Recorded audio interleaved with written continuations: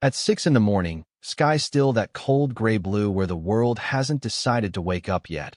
I stepped onto my porch with a mug of coffee and found a white Lexus parked sideways across my driveway, blocking my work truck like a barricade. And in front of it stood Monica Fairchild, president of Brookstone Hills HOA, finger trembling as she screamed, "We'll seize your property by force if we have to." Voice cracking, perfume too sweet, and laid over the sour stench of pure desperation. And, while my neighbor's bedroom lights flicked on one by one, I just stared at her, feeling anger coil in my chest, and, beneath it, a dark little satisfaction, because she had no idea I'd spent the night at my kitchen table with a stack of records that proved exactly how deep her lies ran and how close her entire kingdom was to collapsing. My name is Ethan Calder, 45, electrician and small contractor. 20 years of crawling through attics and fixing other people's mistakes, and all I'd wanted when this started was one simple thing: quiet. After my divorce and a decade of apartment life with paper-thin walls, crying babies at 3 a.m., and property managers who acted like my truck was a crime scene, I wanted a place where I could park on my own dirt, breathe my own air, and not answer to anyone holding a clipboard. That place appeared as a half-forgotten 1940s farmhouse on Ravenwood Lane, 2.3 acres, peeling paint, sagging porch, and this old wood smell mixed with honeysuckle that hit me in the chest like nostalgia for a life I never even had. I checked the county maps and saw the magic line. My parcel sitting 50 feet outside Brookstone Hills HOA boundaries, close enough to see their manicured entrance sign, far enough not to owe them a cent. And because I'm the kind of guy who tests a circuit twice before touching it, I called the county, verified jurisdiction, checked plats. Everything said the same thing. Not in the HOA, not subject to their rules, you're free. On moving day, mid-September heat cooking the gravel, I was hauling boxes when that white Lexus glided into my driveway, and out stepped a woman who looked like she'd been assembled by a committee. Blonde bob, perfectly still, suit tailored within an inch of its life, wicker basket on her arm, smile wide, but never touching her eyes. "I'm Monica Fairchild, president of Brookstone Hills HOA," she said, like it was a rank in the military. "Just wanted to welcome you to the neighborhood." In the basket, beneath the fancy soaps and artisanal crackers, was a manila envelope thick enough to stop a nail gun. Later at my kitchen table, I opened it and found HOA covenants, bylaws, architectural guidelines, and a letter explaining that the previous owner, Mrs. Eliza Rowan, had informally agreed to follow HOA rules for harmony, plus a helpful list for me. No front yard vegetable garden, repaint the house to approved neutrals, hide my work truck during visible hours, basically. Sign away exactly what I'd just bought. The next day, she came back, hovering at the edge of my porch like she owned the air, and I walked her to the metal pin marking the boundary. "Your HOA stops 50 feet that way," I told her. "I'm not a member, never will be, and my garden, my paint, and my truck stay." Her smile twitched like a flickering fluorescent. "Previous arrangements still apply," Monica said smoothly. "Community standards benefit property values, Mr. Calder. I'm sure you understand." "I understand recorded deeds," I said. "And I'm not bound by your paperwork." That's when the mask didn't slide. It shattered. Her tone dropped half an octave, eyes sharpening. "There are always creative solutions for compliance issues," she said softly. "You can ask Mrs. Rowan's family about our persistence." That line sat with me the whole afternoon like a live wire buzzing in the walls. So that night, I tracked down Hannah Rowan, her daughter out in Oregon. As soon as I said where I lived, she let out this shaky laugh that sounded more like she might cry and asked, "Has that Fairchild woman found you yet?" On the phone, Hannah told me how Monica had made her mother's last years miserable. Fake violation notices, surprise inspections that were just intimidation, constant pressure to cooperate, and how Eliza had kept every letter in a neat little box because she'd wanted to file a complaint when she felt stronger, but death moved faster than bureaucracy. And then Hannah said something that changed how I saw everything. "Mom always said Monica was weirdly desperate to expand the HOA, talked about financial holes and needing more houses to fix them. Financial holes, creative solutions, and me sitting just outside her boundary like a fresh revenue source she couldn't reach. That was enough to make me hit order on a set of security cameras. The next morning, they were mounted along the porch and driveway, small black eyes watching the road. And that's when I started noticing the pattern. Every day, the soft crunch of high-end tires on gravel, Monica's Lexus creeping past, phone up, taking photos, writing notes, acting like my existence was a personal insult written across the landscape. 2 weeks in, I opened my front door and found the first bright yellow notice taped there. Thick paper, fake watermark, bold title, government violation, immediate action required. Accusing me of unauthorized exterior alterations because I'd fixed 3 broken shutters. The next day, a commercial vehicle notice for my truck. The next, landscaping noncompliance because I hadn't mowed on her schedule. All signed by something called Brookstone Municipal Code Enforcement Division, complete, with a seal that might scare anyone who doesn't stare at official forms for fun. But 20 years of comparing wiring diagrams to reality makes your gut scream when something doesn't fit. The language was off, the timing too perfect. So on my lunch break, I called the Real Code office, gave them all the numbers, and the woman on the phone said, "We haven't issued anything on Ravenwood Lane this month, and those citations aren't ours." That meant Monica had crossed from harassment into impersonating government officials. And suddenly this wasn't just annoying, it was criminal. When she showed up later with Cheryl Dempsey, her so-called compliance coordinator, literally measuring my hedge height and mailbox angle, talking about visual consistency. I let them perform the whole circus while my cameras recorded, then told them calmly I wasn't in the HOA, the citations were fake, and if they didn't stop, I'd talk to people with real badges. Property values here rely on cooperation, Monica said, smile frozen. It would be unfortunate if your business reputation suffered over conduct issues. There it was, the threat to my livelihood.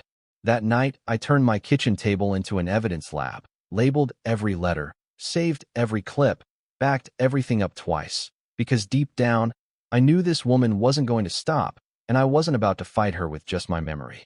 What came next proved me right.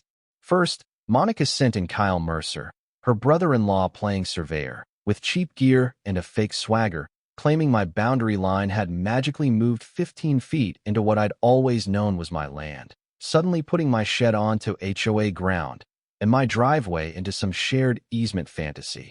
One question about his state license number, and he folded like wet cardboard, packed his toys, and disappeared. Then I hired Dr. Lauren Pierce, an actual surveyor with credentials that could choke a filing cabinet, and she spent 2 days mapping everything, confirming the county line was right where the county said, and pointing out that the big Brookstone Hills HOA sign, their pride and joy, was actually sitting partly on county easement without proper permission. When Monica stormed over and Dr. Pierce told her that previous survey wouldn't survive 5 minutes in court, you could almost see the panic flicker behind her eyes. She shifted tactics. She discovered our properties shared a utility easement, water, power, gas feeding her community center, and suddenly my perfectly legal irrigation system became a threat. 3 utility trucks tore up my lawn over a complaint that my sprinkler lines blocked access. But after a few hours of digging, Foreman Ray Collins told me everything was fine and showed me the work order with Monica's name boldly written across the top. A week later, at dawn, I woke to sirens, fire trucks, gas company, police all crowding Ravenwood Lane because someone had reported a gas leak near our shared line. Hazmat suits, detectors, neighbors standing in robes, kids clutching pets. All for nothing. No leak, no danger. Just overwatered roses and a false emergency that cost the city hundreds and me a $340 bill for a false alarm. Pinned to my mailbox. 2 days after that, a fake hydrology specialist named Howard Briggs announced my vegetable garden was contaminating the aquifer, recommended thousands in remediation. And that's when my patience finally burned out. I hired Dr. Naomi Chun from the State University, who tested my soil and water, wrote a report saying my garden was about as dangerous as a church picnic. And when I asked her to look at Howard's so-called analysis, she actually laughed. Somewhere in that mess, Nora Delgado, one of the quieter homeowners from inside Brookstone Hills, asked if I'd ever checked whether the HOA itself actually followed all the rules it threw around like confetti.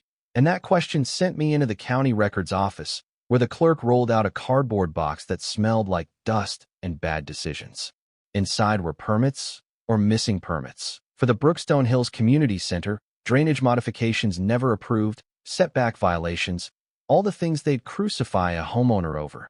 Buried deeper were financials showing the project cost about $340,000, But when I called Jake Ellison and asked what he'd paid toward it, he said $1,500 like it was no big deal. And the math screamed at me. 67 homes times $1,500 is nowhere near $340,000. Then I found it. City of Hawthorne Creek versus Brookstone Hills HOA. A lawsuit where Monica had dragged the city to court over a traffic light, lost, and walked away with a judgment of $847,000 in legal fees and penalties hanging over the association's head. Their assets were on the chopping block. Their dues were bleeding into that hole, and none of the regular homeowners, had been told the truth. Sitting in my truck outside the courthouse, that judgment in my hands, the engine ticking as it cooled, I realized I wasn't just dealing with a power-hungry neighbor. I was staring at a woman drowning in debt, clawing at the edges of anyone's property she could reach, trying to drag 10 more houses into her sinking HOA just to keep the illusion afloat. And suddenly, every fake notice, every survey scam made perfect sense. I couldn't unknow it. I went to attorney Carl Henderson, dropped my files on his desk, and watched him flip through them, eyebrows climbing higher by the page. "You've got systematic harassment, fraudulent authority, concealed debt," he said. "You didn't just trip over a bad board. Ethan, you found a case the Attorney General's office is going to frame." He helped me file a formal complaint with the state's HOA fraud unit, roped in Frank Delaney, a retired councilman who confirmed hiding that kind of liability was absolutely illegal, and passed the story to Julia Grant at Channel 7, who practically salivated over the mix of fake cops, elderly harassment, and financial collapse. Meanwhile, Hannah Rowan dug out her mother's old cassette recorder and found tapes where Monica calmly admitted to teaching people lessons, with reports and talked about expanding revenue to survive a financial crunch, the kind of thing prosecutors dream about. When Monica realized I was talking to her homeowners, quietly gathering signatures to force a special meeting, she launched what I can only call total character assassination, calling my clients to suggest I was under investigation, posting anonymous smears online about my work, filing bogus complaints with the licensing board, my insurer, even federal agencies. I got visits from environmental inspectors, an IRS auditor, and one very embarrassed immigration officer, all of whom left with nothing. But each knock on the door drove home just how far she'd go rather than admit she'd burned their money and lost. Then came that morning. The Lexus, the screaming, her threat to seize my property in front of half the block, and Officer Daniel Ortiz responding to the 911 call, standing there while she ranted and calmly saying, "Ma'am, you have no authority over this property and your behavior is being documented." And I remember thinking, watching her unravel, that this was the moment the whole story changed from my word against hers to roll the tape.